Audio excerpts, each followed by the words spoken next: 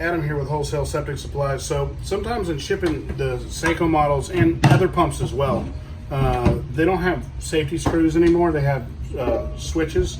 So what would have to be done is you'd have to open up the unit, and I've got to turn this the right way so it actually goes on there. You'd have to open up the unit, and to do that, you'll take the 4 screws off here, okay? And on the Secoh, there's a nut underneath it as well. So you just take this off, and you'd open it up, and the switch is right here, okay? So that's where the safety switch is, and it's kind of hiding, so a lot of people they don't see it. So that's why we're showing you this. And all you're going to need to do is move the switch to the middle. It has to be centered.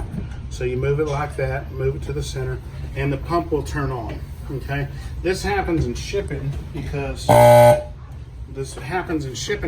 magnet here moves or something like that, and the switch gets hit, and then the root unit arrives, and then people, oh, it doesn't work, or the unit's not working, it's dead.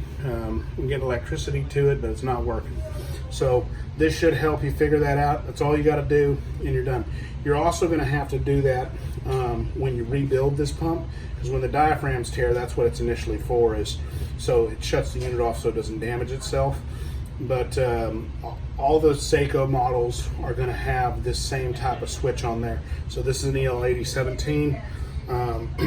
It's the same as the 15. The only difference with 17 is the bottom maze on it is a little bit different for flow. But the EL60 is going to be the same. The EL100, they're all going to have this same switch here. So that's for you guys, so you can troubleshoot and figure it out, so you're not getting frustrated and think you got a bad product. Anyways, Adam with Wholesale Septic, and hope that helps you guys out. If you have any questions, leave them below, and we'll be glad to answer them for you. Thank you. Have a great day.